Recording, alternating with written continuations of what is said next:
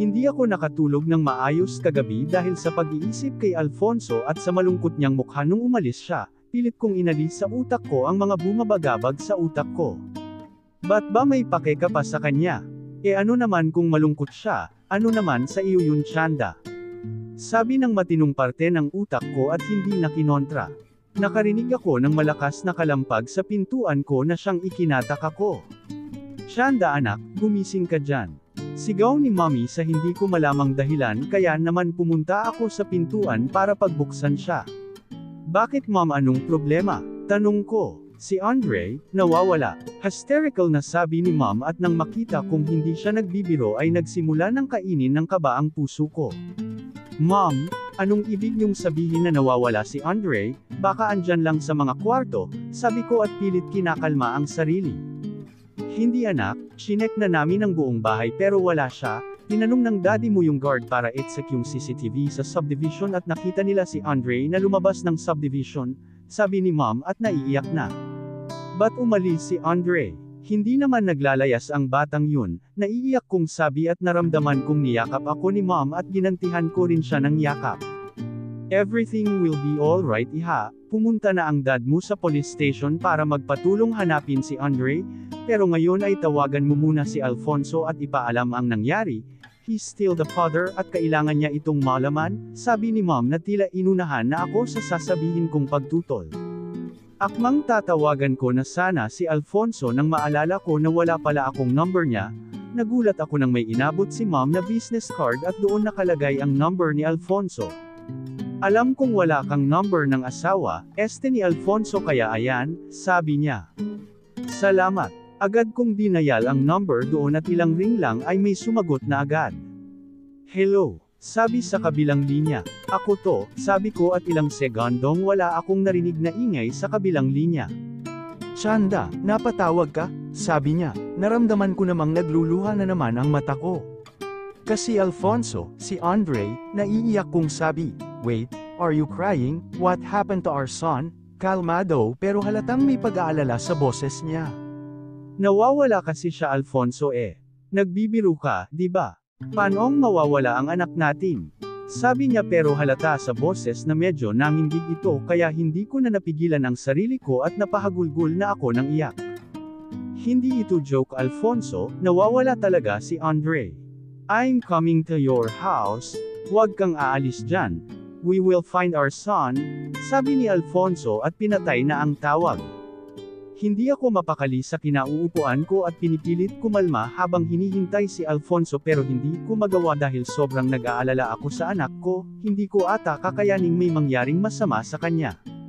Chanda, nandito ako. Narinig kong sigaw ni Alfonso kaya naman agad ko pinuntahan kung saan nanggagaling ang sigaw niya at nakita ko siya na papasok na ng bahay. Nang makita ako ay agad siyang tumakbo at sinalubong ako ng mahigpit na yakap, naramdaman ko na naman ang matinding pagtibok ng puso ko dahil sa ginawa niya, pero ayoko munang pagtuunan iyon ng pansin. Hindi ko na malayang humahagulgul na pala ako habang yakap niya at naramdaman ko ang kamay niyang humihimas sa buhok ko. Sash, everything will be fine, we will find our son, I promise, pag-aalo niya sa akin habang yakap ako. Alfonso, paano pag hindi na natin siya mahanap? Yung baby ko baka mapano siya, kasalanan ko ito Please don't say that. We will find our son and he will be okay. Matalinong bata si Andre and Chanda, wag mong sisihin ang sarili mo. You're the best women I've ever known kaya wag mong sisihin ang sarili mo, dahil sa sinabi niya ay mas lalo akong napaiyak. Nakastill lang kami sa ganung posisyon nang narinig kong biglang nagring ang cellphone ni Alfonso dahilan para bumitiw ako bigla sa yakap niya at tila doon natauhan. Bakit ko siya niyakap? Nawawala na naman ako sa sarili ko. Yes, did you find a lead kung nasaan ang anak ko? Tanong ni Alfonso sa kabilang linya, at nagulat ako nang tiningnan niya ako at iniangat ang kamay para punasan ang luha ko sa pisngi. Nahihiyang umatras ako at pinunasan ko ang mga luha ko. Nakita ko naman siyang tipid na napangiti. Really? Okay, we're coming, biglang sabi ni Alfonso at binaba ang tawag. Let's go. May nahanap na silang lead sa anak natin, sabi niya. Anak natin, I don't know pero kapag sinasabi niya iyan ay parang may humahaplos sa aking puso tuwing naririnig iyan. Sandali, sino yung kausap mo at nahanap na ba nila si Andre? Nagtatakang tanong ko. He's a private investigator, kasama siya ng dad mo nung pumunta sila sa police station? Nahadjap ng CCTV camera si Andre papasok sa subdivision pero hanggang doon na lang iyong nakuha ng camera, so we need to find him all over sa subdivision? Paliwanag naman niya. Pero ba't naman nakarating doon si Andre? I don't know baby, Chanda. Umiiling na sabi niya na siyang ikinakunot ng noo ko. Sinasabi ni Alfonso sa parents ko na kami na lang ang maghahanap kay Andre, at sa tulong ng ibang taong hinired ni Alfonso para tumulong. Agad kaming pumunta sa subdivision kung nasaan daw si Andre at nagsimula na kaming maghanap. Andre anak, andito si mommy, magpakita ka na please. Naluluhang sigaw ko habang naglalakad-lakad at tinitingnan ang paligid. Andre, where are you? Rinig kong sigaw din ni Alfonso sa di kalayuan. Pero tulad kanina ay walang nagpapakita sa amin. He's not here, maybe we should try sa ibang part nitong subdivision, suggest ni Alfonso kaya agad akong tumango. You look pale Chanda, masama bang pakiramdam mo? You should go home, ako na lang muna ang maghahanap kay Andre, sabi niya at idinampi ang kamay sa noo ko kaya agad akong lumayo dahil naramdaman ko na naman ang kuryente sa katawan ko. Hindi, ayos lang ako, gutom lang siguro kaya ganun, sabi ko, baka nga gutom lang ito dahil hindi ako nakakain o nakainom man lang, dahil sa malubong sa akin paggising ay ang pagkawala ng anak ko. Stay in the car, bibili lang ako ng makakain. Gaya ng sabi ni Alfonso ay naghintay ako sa kotse niya at doon ako naghintay. Tumingin-tingin lang ako sa may bintana habang iniisip ang anak ko. Napatingin ako sa may park bandang dulo kung saan ako nakapwesto at parang may namumukhaan ako. Lumabas ako ng kotse at dali-daling tumakbo para pumunta sa park, sana ay hindi ako namamalikmata at pinagdadasal ko na sana yung anak ko ang aking nakita. Lumingali nga ako sa paligid ng park ngunit wala doon si Andre. Mga batang naglalaro ang aking nakikita ngayon. Nang hihinang napaupo ako sa isang bench dito at doon nagsimulang magluha ang mata ko. Iyak lang ako ng iyak hanggang sa may narinig akong isang tinig. Mama, matinis na sigaw ng isang bata at pagtingin ko ay nakita ko si Andre. Andre, sigaw ko at natatarantang tumakbo ako sa anak ko na papunta na sa akin. Agad ko siyang yinakap at pinaghahalikan ang pisngi. Anak naman, ba't ka umalis ng bahay nang hindi nagpapaalam? Bad yun, di ba? Naiiyak na sabi ko. Nakita kong medyo madungis na ang anak ko at ang pisngi niya kaya naman pinunasan ko yun. Sorry po mama, sinusubukan ko lang naman pong hanapin yung house ni Papa inosenteng sabi ni Andre. Bakit mo naman hinahanap? Naputol ang sinasabi ko nang marinig ko si Alfonso na tinatawag ang pangalan ko. Papa, andito kami, sigaw ni Andre kaya naman nakita kong tumakbo palapit sa amin si Alfonso, at pinuhat si Andre at tulad ng ginawa ko kanina ay pinupog niya ito ng halik. Baby, ba't ka naman naglayas? Pinag-alala mo kami ni mama mo. Papa, hinahanap ko po kasi yung house niyo po Bakit mo naman hinahanap, anak? Pwede ka namang dalhin ni Papa doon, sabi ni Andre at makahulugang tumingin sa akin kaya agad akong umiwas ng tingin. Akala ko kasi Papa ayaw mo ako sa house mo kasi paggising ko wala ka na kaya ako na lang yung naghahanap. Narinig kong nagbuntong hininga si Alfonso at tumingin sa akin. We will go home muna sa bahay niyo ni Mama anak, okay? And Chanda we need to talk, sabi ni Alfonso at nauna nang umalis habang karga ang anak. Pagdating namin sa bahay ay tuwang-tuwa ang magulang ko dahil nahanap na namin si Andre, at agad namang kinuwento ni Andre ang dahilan kung bakit siya umalis, kaya naman andito kami sa sala para daw pag-usapan ang mga nangyari, mabuti na lang at nakatulog na si Andre. Chanda, I know you don't want this idea pero you and my apo need to live with Alfonso, sabi ni Dad na ikinagulat ko siya. Dad, ba't ako titira sa iisang bubong kasama ang ex-husband ko? Pwede naman siyang dumalaw dito kaya hindi na dapat umabot pa sa ganito. Hysterical na sabi ko. Ayokong manirahan kami ulit sa iisang bubong dahil kapag nangyari yun ay baka tuluyang manumbalik ang feelings ko para sa ama ng anak ko. Anak please, pumayag ka na. Muntik nang mawala sa atin si Andre dahil gusto niyang makasama ang tatay niya. Your son needs a father, wag mo namang ipagkait yun sa kanya. Aangal pa sana ako nang biglang magsalita si Alfonso. Why are you so scared na manirahan ulit kasama ako? Ganun mo na ba talaga ako kinamumuhian dahil sa mga nagawa ko sa iyo dati, kaya ganyan ka umakto ngayon? I've told you Chanda, nagbago na ako at pinagsisihan ko na ang mga ginawa ko, kaya please, give a chance to prove it. Sabi ni Alfonso, pero hindi nakatakas sa aking mga mata ang luhang bumagsak sa kanyang mata na agad niyang pinunasan. Anak, nakaraan na ang lahat, dapat matuto kang magpatawad sa isang tao, sabad naman ni Dad. Matagal ko na siyang pinatawad Dad pero ang manirahan kasama siya, pinuto lang sasabihin ko. Please Chanda, pumayag ka na, kahit para kay Andre na lang, we can't afford to lose him again dahil sa paghahanap sakin, nagmamakaawang sabi ni Alfonso. Tingnan ko si Mom and Dad at baka sa mga mata nila ang pagmamakaawa na pumayag ako, kaya naman pumikit at humingang malalim. For the sake of Andre, papayag na ako sa gusto mong mangyari, pigil hiningang sabi ko. Kinabukasan ay maagang sinundo kami ni Alfonso. Excited nga si Andre dahil finally, sa iisang bahay na kami titira. Labag man sa kalooban ko ay pumayag na ako para sa kapakanan ng anak ko. Anak, pag may oras kayo ay bisitahin mo kami ng daddy mo dito, at syempre kasama ang cute kong apo, sabi ni mommy. Araw-araw niyo sana akong kasama kung hindi lang makahulugang sabi ko pero agad naman akong ngumiti. Hay naku bata ka, basta tatandaan mo kung sakali mang tumibok ulit ang puso mo sa kanya wag mong pigilin, okay? Nako, hinding-hindi yun mangyayari, mariing sabi ko. Huwag kang magsalita ng tapos anak, nako, baka makain mo rin yan, sabi niya kaya't pilit akong tumawa, pero hindi ko inakalang kinabahan rin ako sa sinabi ni mommy. Una na po kami, narinig kong paalam ni Alfonso na tapos ilagay ang lahat ng gamit namin sa kotse niya. Ingatan mo na ang anak at apo ko Alfonso, this time ingatan mo na, makahulugang sabi ni Dad. I will sir, I promise. Mahaba-haba rin ang biyahe at matapos ang 1.5 oras ay narating na namin ang bahay. Ang bahay namin na kung saan ay nagbigay ng masasakit na alaala noong nakatira pa kami dito ni Alfonso at mag-asawa pa. Tulog si Andre kaya naman kinarga ito ni Alfonso at inakyat sa itaas. Lumingali nga ako sa bahay at masasabi kong hindi nagbago ang pagkakaayos nito pati na rin ang mga gamit, tila ayaw ipag-alaw sa iba ang ayos.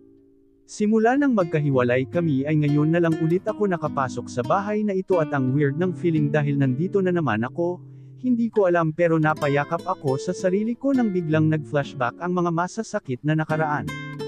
Hey, are you alright?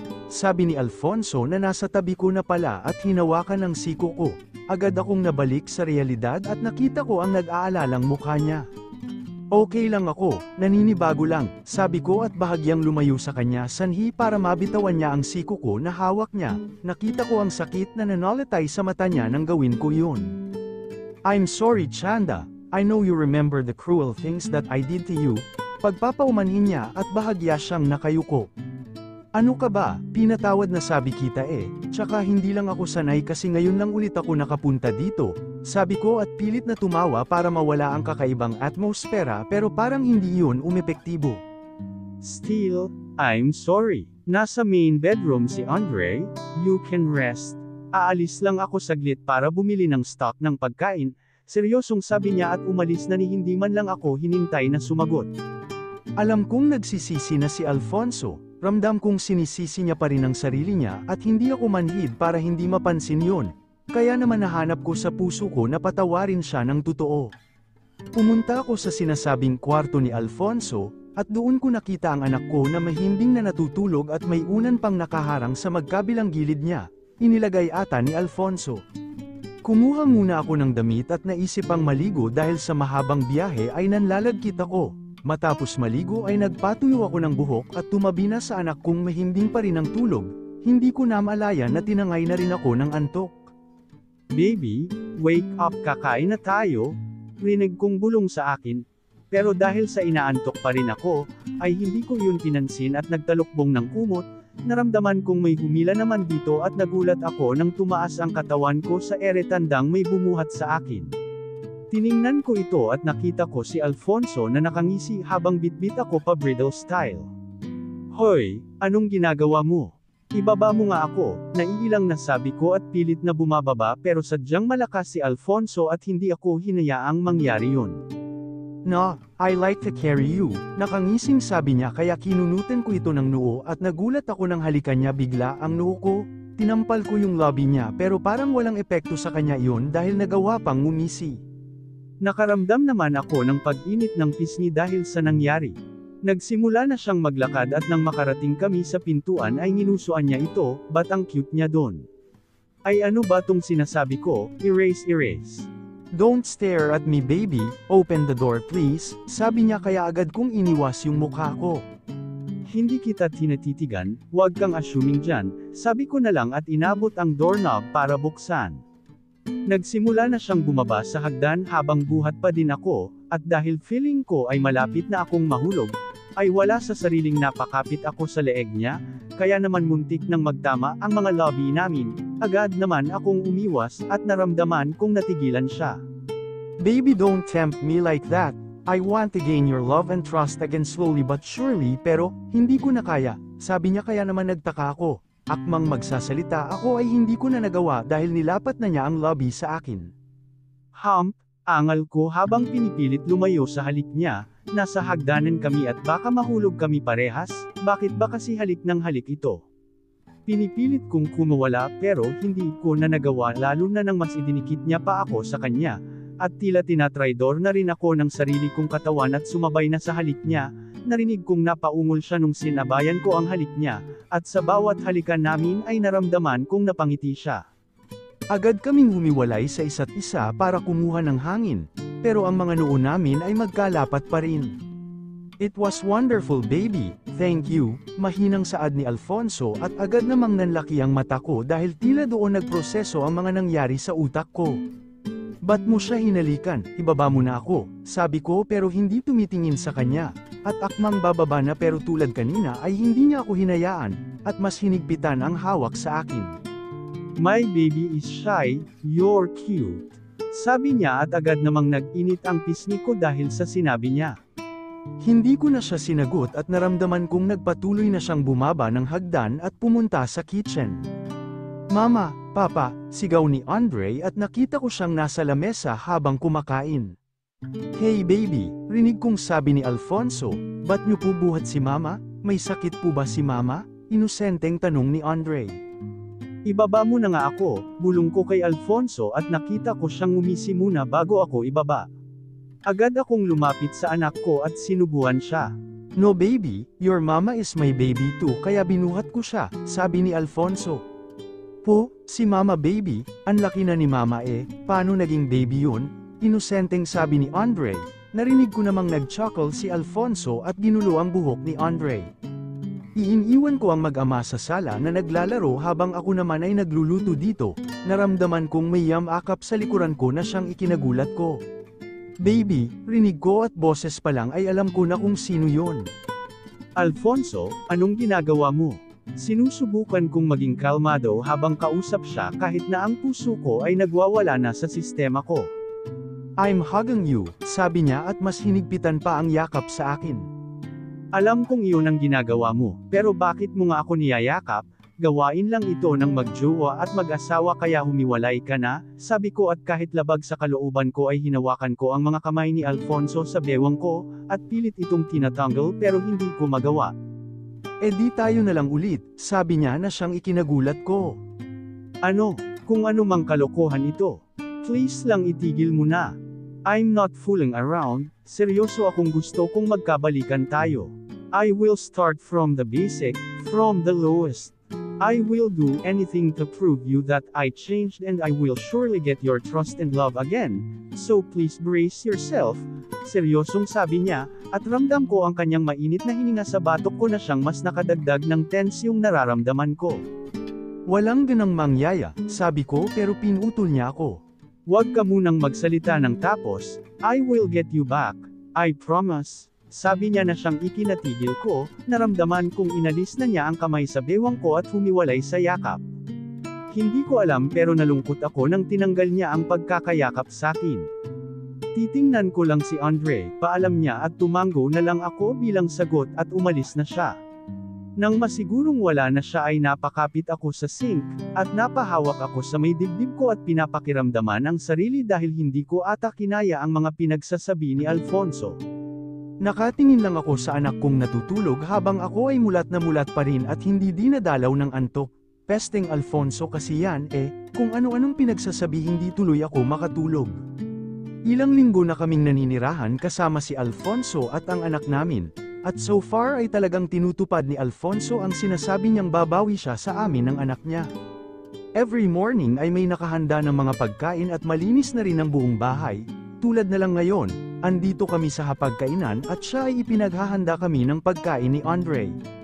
Sinusundan ko lang siya ng tingin sa bawat ginagawa niya dahil talagang nakakapanibago ang mga ginagawa niya. Baby staring is rude, biglang sabi ni Alfonso at kinindatan pa ako, agad naman akong nag-iwas ng tingin. Di kita tinitingnan no, mabilis kong sabi feeling ko tuloy ay masyado akong halata at nag-iinit ang pisngi ko dahil nahuli niya ako. Lumapit na siya sa amin at hawak ang dalawang mug na may lamang gatas at inilagay niya ito sa harap ko at kay Andre. Umupo na rin siya sa kanyang upuan, nagsimula na kaming kumain lahat. Papa may tanong po ako, biglang sabi ni Andre. Ano yun anak? Sagot naman ni Alfonso pabalik, hindi po ba kayo nagwo-work? Sabi ni Andre na bahagyang napatawa naman si Alfonso. Bakit mo naman natanong anak? Bakit? Ayaw mo ba na andito si Papa lagi kasama nyo? Sabi niya habang nakangiti at sumulyap ng tingin sakin, agad ko naman kinunutan ng noo ito. Gusto po syempre, yung iba po kasing tatay ay nagtatrabaho tas kayo po papawala. Hindi po ba kayo tinatanggap sa work? Inosenteng tanong ni Andre. Natawa ng bahagya si Alfonso at ginulo ang buho ng anak.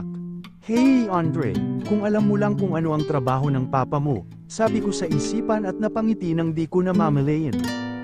I have work anak, maybe next week papasok na ko, sabi naman ni Alfonso at tumingin din sakin.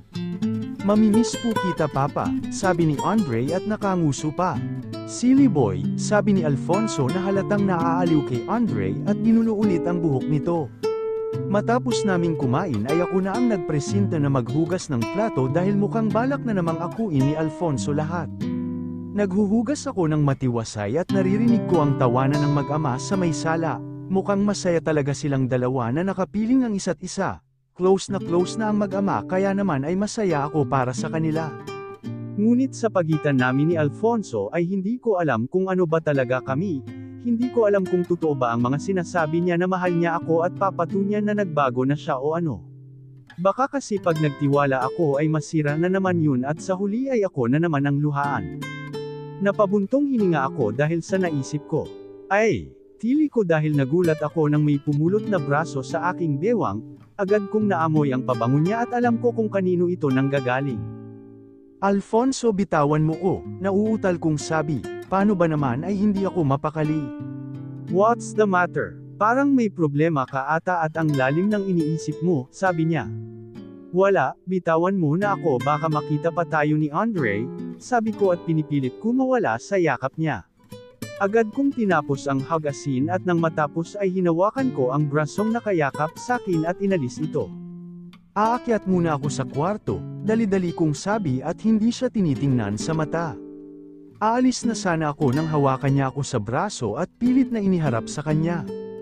Hey baby, look at me, malumanay niyang sabi at hinawakan niya ang pisngi ko gamit ang dalawa niyang kamay, at marahang hinahaplos ang aking pisngi, sigurado akong pulang-pula na ng mukha ko.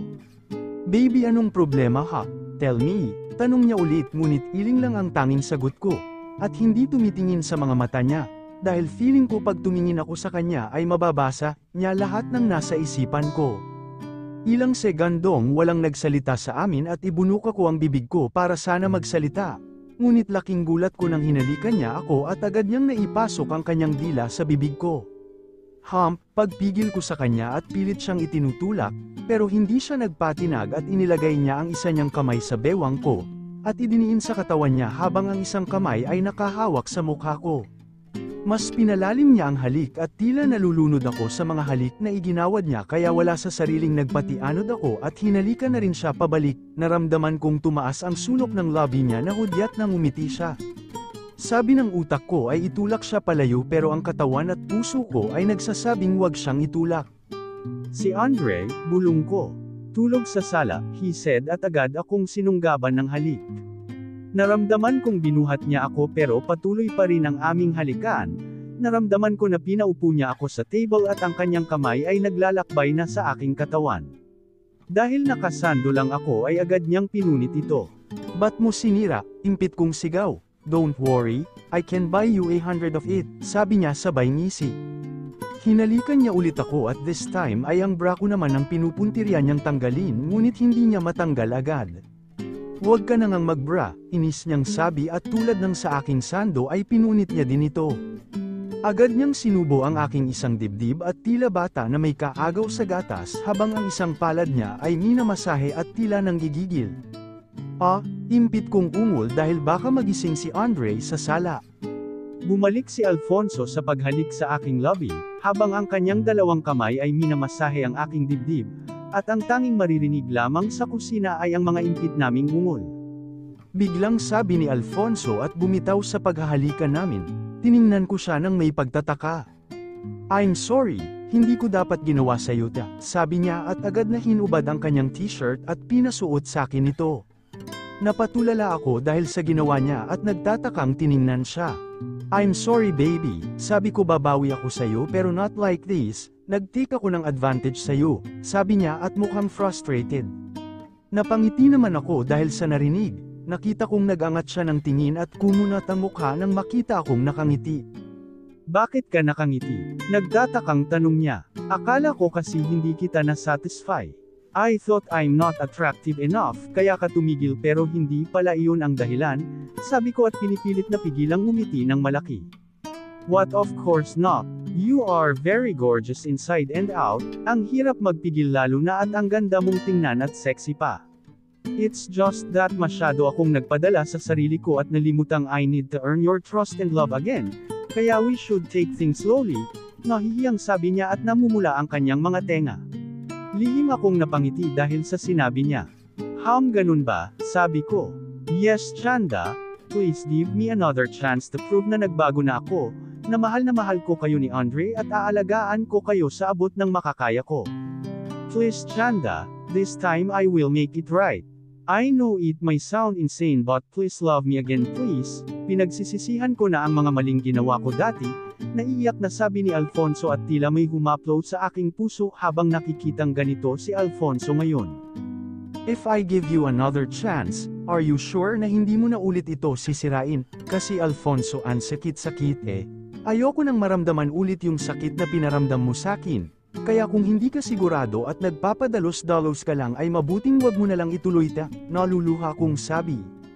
I know that I'm a bastard for hurting you in the past, pero Chanda, pinagsisihan ko na yun and please don't try to push me away because I won't leave you. I really love you baby. Please, I want to be with you kasama si Andre, naluluhang sabi ni Alfonso at hindi na kinaya ng mga mata ko tuluyan na silang kumawala sa aking mga mata. Agad kong niyakap si Alfonso at doon ay umiyak na ramdaman kong hinagod niya ang aking likod upang patahanan at naririnig ko din siyang sumisinghot tandang umiiyak din siya. I love you, sabi ko habang yakap siya, naramdaman kong mastiff siya kaya naman ay humiwalay ako sa yakap. Hindi makapaniwalang nakatingin siya sa akin. What did you say? Nauutol niyang sabi habang sumisinghot-singhot pa na parang bata. I said, I love you Alfonso, ulit ko at nakita kong kumurap siya ng ilang beses. Mahal mo din ako, hindi makapaniwalang tanong niya sa akin. Mahal naman talaga kita Alfonso, it never fades kahit na sa matagal na panahon. I'm giving you another chance Alfonso so please don't break it again, sincere kong sabi at agad kong nakita na nagningning ang kanyang mga mata at agad akong hinalikan ng pagkadiin-diin. Humiwalay siya sa halikan namin at niyakap ako ng mahigpit. Mahal na mahal kita. Pangako, hindi ko na ulit sasaktan ang puso mo. Mahal na mahal kita baby. Salamat. Masayang sabi niya at niyakap ako. Naramdaman kong binuhat niya ako na siyang ikinagulat ko. Alfonso, ibaba mo na ako, impit kong tili. Not now baby, we have some unfinished business. Nakangising sabi niya at agad na umakyat sa kwarto habang ako ay buhat.